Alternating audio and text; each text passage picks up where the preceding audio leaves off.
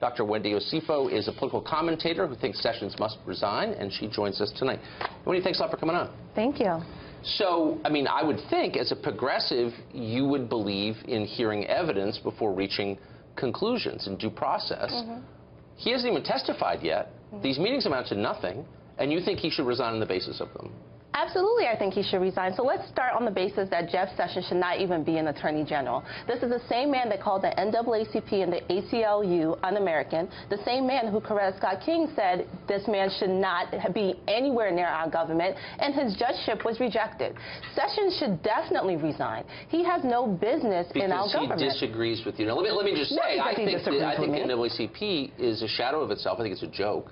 It's an appalling joke. So does that make me a bad person? No, it makes me someone who disagrees with you on that subject. It makes you someone who disagrees with me on that subject. However, the difference between you and Jeff Sessions is you are not the Attorney General. As an Attorney General, you should have a certain decorum when it comes to civil liberties, and he does not. So anybody who criticizes NAACP or the ACLU should not be allowed to be Attorney General of the United States. That's what you're saying? I think their judgeship should be rejected as it was for Jeff Sessions. Moreover, with Jeff Sessions, when we look at... So only people who agree with the political aims of the ACLU and the NAACP... So basically, no one who's right of left should be allowed to govern in the country. I mean, that kind of is the view, I've noticed. No, that's not necessarily the view. The view is that anyone who is in our government should welcome all thoughts, should welcome all streams of thinking, and Jeff Sessions does not. And that is a problem. It sounds like you're the one who doesn't. I mean, he disagrees with you on this subject. Okay. And so he shouldn't be allowed to hold high government office. That appears to be the case you're making. That's just, is that a constitutional position that you have? Well, the constitutional position I have is that he lied on SF-86, the foreman, which made him the Attorney General. And he lied because he was asked, did you, in the Congress, by the senator from Minnesota, did you, in your capacity as a Trump surrogate, meet with the Russians? And his position is, no, in my capacity as a senator from Alabama, an Armed Services Committee member, I met on 2 occasions in a meaningless way with Kislyak. Oh, Tucker, come on. You know that that's not the way in which the form is written. Furthermore, the form says you have to be honest and you have to be completely forthcoming with information. He did neither. How much do you know about this? I mean, that meeting with Kislyak was on his public schedule. How about the third meeting that we're hearing about, that he has not made mention of? Well, they're denying it took place. Do you have evidence that it took place? Do you have evidence that it didn't take place? I don't know. I mean, we've had no eyewitnesses. We've had no one allege that it took place in any specific way. And Sessions himself and his staff say it didn't take place. So I guess until... We have James Comey, the former director of the Federal Bureau of Investigation. In the closed session, it came out because we all know leaks are synonymous with Washington, D.C., even if it's a closed session. So Comey said, where did it take place and when? Well, Tucker, hello. They said that the third meeting happened. Now, Comey did not provide details. He did not provide details. I was not there, so I don't know if he did. But it's something you heard on television, therefore he should resign because of that. Because why?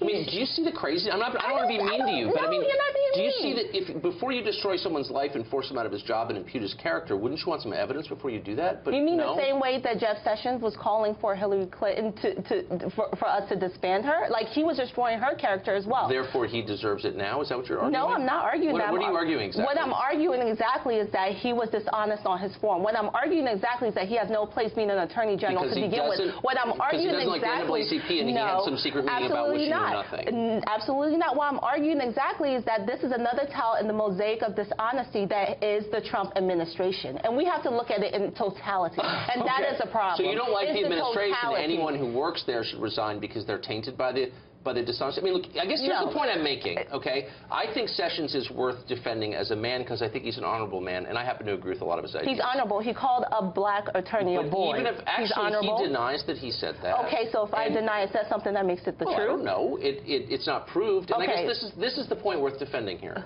And it is that you ought to be required to prove something before you punish someone for something. If we held a criminal trial using the standards you're outlining here, there'd be a lot of injustice, don't you think? We don't punish people unless we can prove they did something wrong, and you can't. Well, at the same token, the President of the United States, who lives at 1600 Pennsylvania Avenue, has made a lot of assassination of character on people, but we have not said to him, not only do you have to apologize, you have to be held accountable. Did he not say that President Obama wiretapped where he lived? I think we're arguing different things here. I'm not here to defend the President's Twitter feed. I'm merely saying that the Attorney General of the United States shouldn't be forced out of office unless we can prove he did something wrong.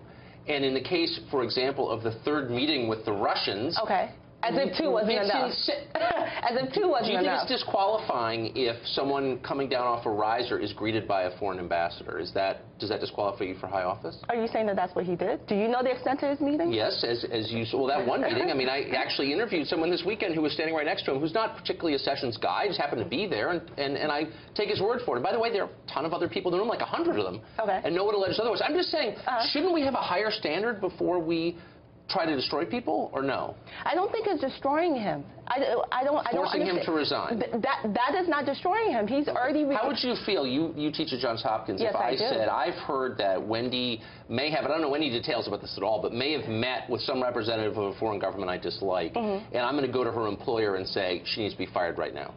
How would you feel about that? I would feel okay because I know at the end of the day I can go before the world and say, actually, I did not. And we will see tomorrow that Jeff Sessions is not going to do that. Instead, he's going to say, you know what, I will enact executive privilege on this and I will not answer these questions. And that's what we're going to see. And we're going to see him play the blame game and say, I lied on this form because I didn't know what I should put on the form. The blame game. That's what's going to happen. So I do think there is a higher principle here, but you clearly disagree. Wendy, thanks for joining us. Thank you.